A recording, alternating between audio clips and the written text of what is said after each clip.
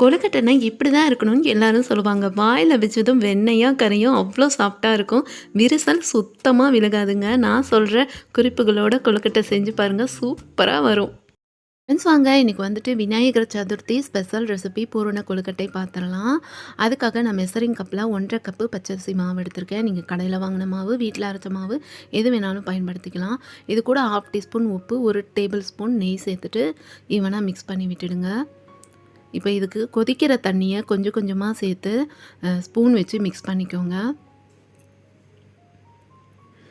இந்த மாவு பதம் எப்படி இருக்கணும்னு பார்த்தீங்கன்னா, கையில் ஒட்டாத பதத்துக்கும் இருக்கக்கூடாது, ரொம்ப ஈரமாகவும் இருக்கக்கூடாது. ஆனால் வந்து கையில் லைட்டாக மாவு வந்து ஒட்டணும் பிசு பிசுன்னு. அப்போ தான் உங்களுக்கு கொழுக்கட்டை நல்லா சாஃப்டாக வரும். அப்படியே வாயில் கரையும் உங்களுக்கு. அவ்வளோ சூப்பராக இருக்கும்.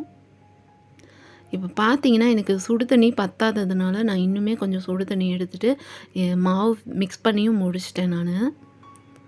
இப்போ இந்த மாவு பதம் எப்படி இருக்குன்னு நீங்களே பாருங்கள். இது வந்து கையில் உங்களுக்கு பிசு பிசுன்னு கொஞ்சம் ஒட்டும். அப்படி தான் இருக்கணும். அதுக்குன்னு ரொம்ப ஈரமாக இருக்கக்கூடாது மாவு.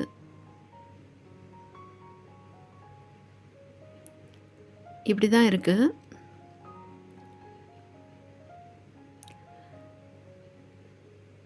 இது வந்து அப்படியே ஒரு 10 நிமிஷம் மூடி வச்சுருங்க.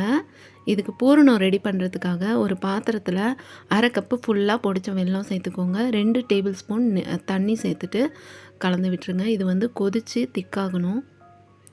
உடனே உங்களுக்கு திக்காயிரும் கொதித்ததுமே. இப்போ பாருங்கள் கொதிச்சிருச்சு. ஒரு 2 நிமிஷம் திக்காகவும் இருக்குது. இதில் வந்து 1 கப்பு ஃபுல்லாக துருவின தேங்காய் சேர்த்துக்கோங்க.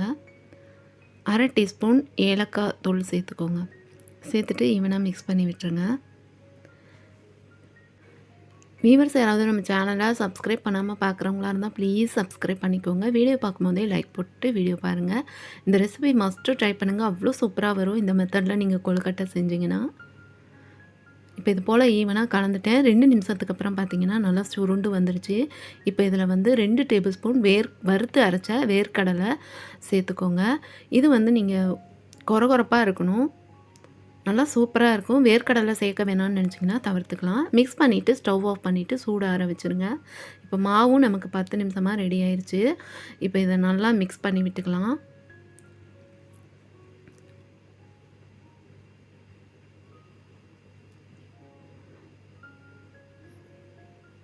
தண்ணி வந்து இட்லி பானையில் வச்சுக்கோங்க. இப்போ கையில் லைட்டாக எண்ணெய் அப்ளை பண்ணிவிட்டு கொஞ்சமாக மாவு எடுத்துக்கிறேன். நான் வந்து உங்களுக்கு அச்சில் தான் பண்ணி காட்ட போகிறேன். நீங்கள் கையிலேயே கூட நீங்கள் வழக்கமாக செய்கிற மாதிரி கையிலேயே கூட செஞ்சுக்கலாம். இப்போ வந்து ஒரு பக்கம் கொஞ்சமாக மாவு நான் வந்து சுற்றியும் ஸ்ப்ரெட் பண்ணிக்கிறேன்.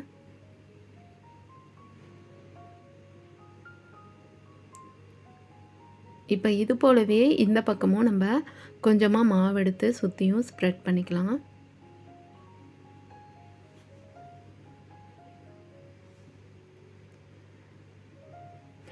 இந்த மாவு வந்து பார்த்திங்கன்னா நான் ஃபஸ்ட்டே சொன்ன மாதிரி லைட்டாக அப்படியே பிசு பிசுன்னு கையில் ஒட்டும்.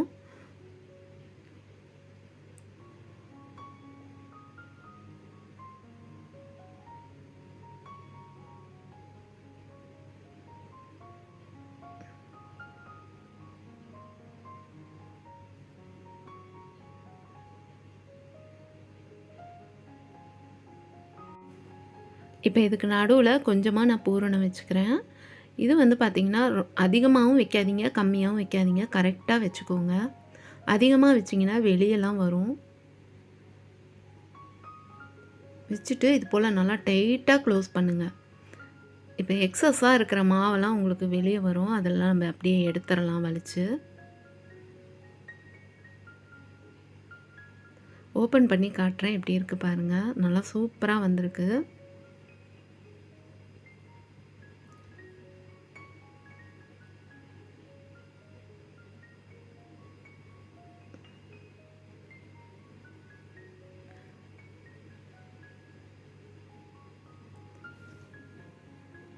அடுத்தது நான் உங்களுக்கு பூ டிசைனில் பண்ணி காட்டுறேன் பாருங்கள்.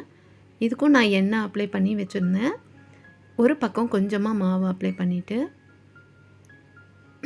இன்னொரு பக்கமும் மாவு அப்ளை பண்ணிக்கோங்க. இந்த பூரணம் பார்த்திங்கன்னா செம்ம டேஸ்டியாக இருக்குங்க.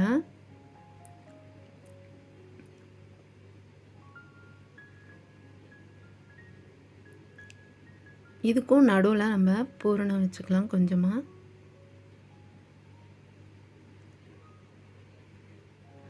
இதுவும் சேம் க்ளோஸ் பண்ணிவிட்டு எக்ஸஸாக இருக்கிற மாவெல்லாம் அப்படியே எடுத்துடலாம்.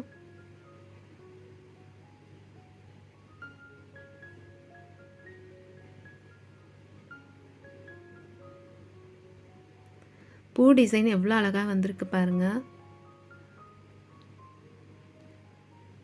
அடுத்ததாக இந்த டிசைன் உங்களுக்கு பண்ணி காட்டுறேன். நான் வந்து ஒவ்வொரு டிசைன் பண்ணும்போதும் லைட்டாக கையில் எண்ணெய் அப்ளை பண்ணிக்கிட்டேன்.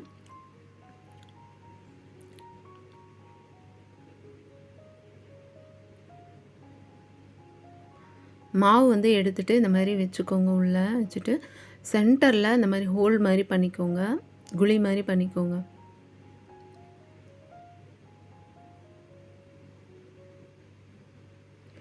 இப்போ வந்து ஃபில்லிங் வச்சுக்கலாம்.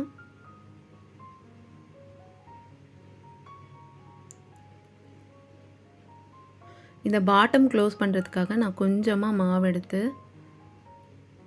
க்ளோஸ் பண்ணிக்கிறேன்.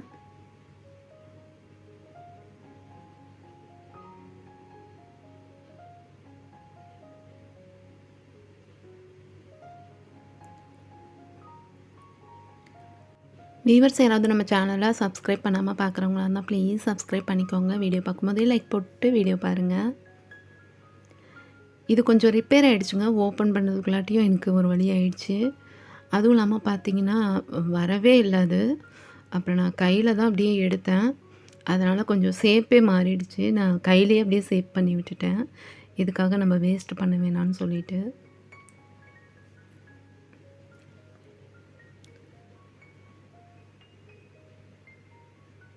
இப்போ பாருங்கள், நமக்கு 3 டிசைன் பூரணம் ரெடி ஆயிடுச்சு. இது போலவே நான் கொஞ்சம் பண்ணிட்டேன். இப்போ தண்ணியும் பார்த்திங்கன்னா இட்லி பானையில் சூடாயிருச்சு நல்லா. இந்த மாதிரி ஆவி தட்டில் லைட்டாக எண்ணெய் அப்ளை பண்ணிவிட்டு கொழுக்கட்டையெல்லாம் வரிசையாக அடுக்கி ஆவியில் வேக வச்சிடலாம். இது வந்து ஒரு 7 நிமிஷம் வேக வைக்கணும் நம்ம அப்படியே மூடி போட்டு. தேவைப்பட்ட ஆவி தட்டில் வாழை இலை வச்சு கூட கொழுக்கட்டையை வேக வச்சு எடுக்கலாம். அதுவும் சூப்பராக இருக்கும். வாழை இலைய ஃப்ளேவரோடு சூப்பராக இருக்கும். இப்போ 7 நிமிஷத்துக்கு அப்புறம் நல்லா சாஃப்டாக கொழுக்கட்டைலாம் நமக்கு ரெடியாகி வந்திருக்கு. எவ்வளோ சூப்பராக இருக்குதுன்னு பாருங்கள். ஒன்றில் கூட விரிசலே இருக்காது. நீங்கள் பார்த்தா உங்களுக்கே தெரியும். இப்போ நான் பிச்சு காட்டுறேன் எவ்வளோ சாஃப்டாக இருக்குதுன்னு நீங்களே பாருங்கள். வாயில் வச்சா அப்படியே கரையும். அவ்வளோ டேஸ்டியாக சூப்பராக இருக்கும். சாப்பிட சாப்பிட அவ்வளோ ஆசையாக இருக்கும். இந்த யூஸ்ஃபுல்லான ரெசிபியை உங்கள் ஃப்ரெண்ட்ஸ் அண்ட் ஃபேமிலியோடு ஷேர் பண்ணிக்கோங்க. அவங்களுக்கும் யூஸ்ஃபுல்லாக இருக்கும். ஓகேங்க, நம்ம சப்ஸ்கிரைபர்ஸ், வீவர்ஸ், உலக தமிழர்கள் அனைவருக்கும் advance happy Vinayagar Chaturthi. Recipe பிடிச்சிருந்தா வீடியோக்கு லைக் பண்ணிவிடுங்க. நெக்ஸ்ட் ஒரு இன்ட்ரெஸ்டிங் ரெசிபியோட நான் வந்து உங்களை மீட் பண்ணுறேன். பாய்.